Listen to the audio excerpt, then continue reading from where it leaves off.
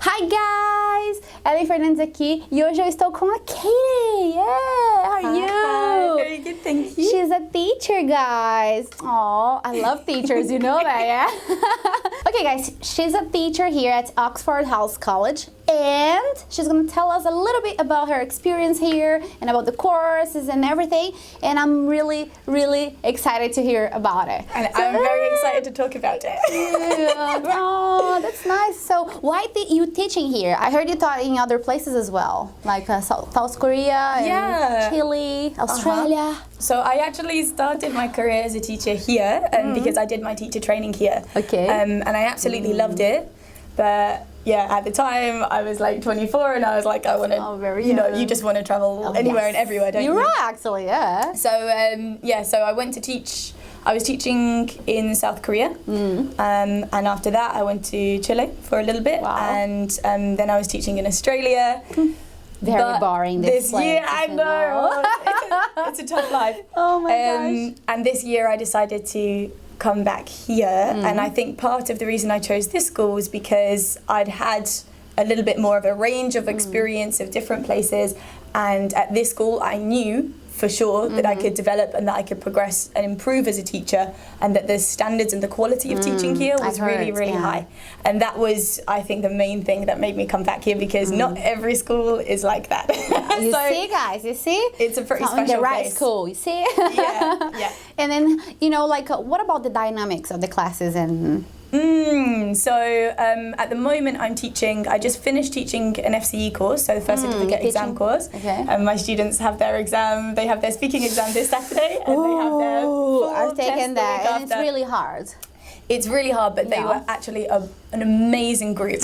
And they were, I think the nicest thing about them, they were very supportive. They really helped each other. They really kind of worked as a team.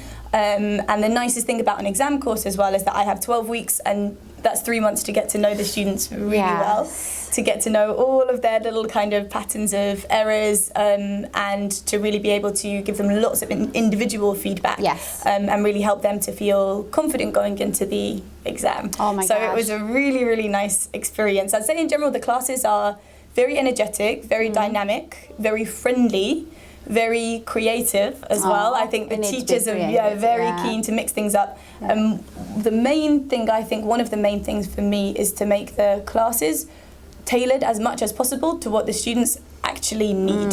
So and it's quite hard, huh? It is, but it's to work hard. Always possible. I think you have to balance the needs of the students. So in my first lesson, my priority is always to find out what the students need, areas that they need to improve on, and then I plan the classes based around the students' needs. That's awesome. And I think that's quite motivating for students. Oh yes, and how many people do you have right now in the classroom? Right now, so in my level 4 class, in both classes actually, it's about 10 students at the moment. 10 students, very small group then. Yeah, they're Any pretty Brazilian? nice sizes.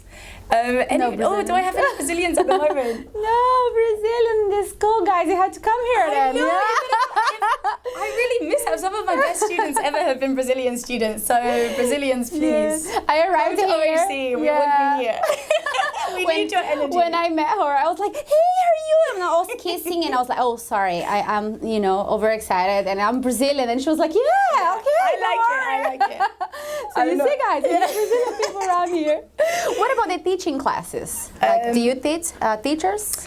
Not at the moment. That's something that I'd look to do in the future. But we run various teacher training courses here, kind of at all levels.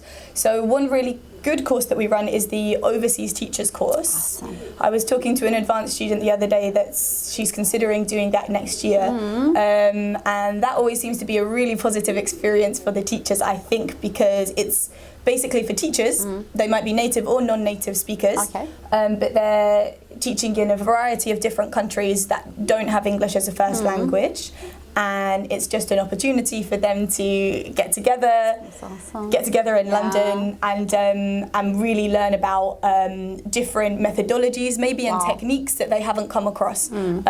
So that's always really seems to be a great experience. And do you teach beginners? The lowest level that we have here is level 2, which is usually a mixture of beginners and elementary. I've spent more time, I think because I've been focusing on exams recently, I've spent more time with higher levels.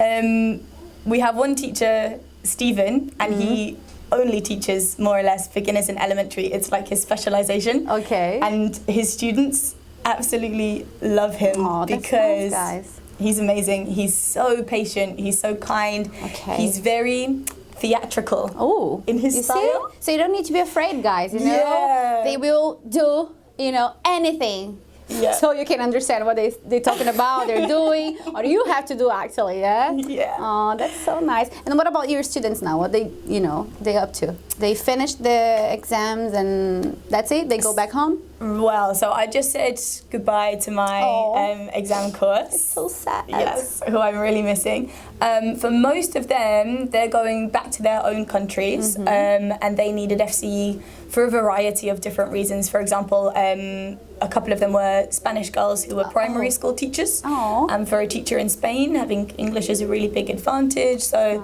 possibly for university entry or for jobs, a lot of students just basically considering working for international companies in the future. So if you're working in any situation where you have to communicate globally, having a certificate in English, I think, is really essential for your career. It is. So, yeah. And you have traveled a lot. So, what do you say about English? Because I think, my opinion, my personal opinion is just when you speak English, you can just, go around the world and you'll be fine. Yeah. Did you feel something different from that? Or is it could you communicate around? I'm really happy you said that because I think it connects to the main reason that I really love my job and the reason I'm so kind of happy to come into work every day is because I think, and this is something I learned from traveling because I really didn't understand before what English was and how much it changed people's lives. And as soon as I started traveling, I could see, when I went to South Korea, I spoke 2 words of Korean. I could hardly speak it. I was just like, 안녕하세요. I can say How hello. do you say hello? Hello. 안녕하세요. Like that. 감사합니다. Just thank you. Things like that. But I hardly knew anything. And however, when I got there, I discovered that, in terms of the transport system, in terms of hotels and hostels and anything you might want to do in terms of traveling, that I was actually fine with English and that I could do lots of things just because I spoke English. And that was a really strange discovery, I think. And I realized that in order for anybody to travel, to progress in their career, I think for anybody working in medicine or working in education or architects or engineers or lawyers, all of these amazing people in the world, they share their knowledge and they have access to lots of resources if they improve their English.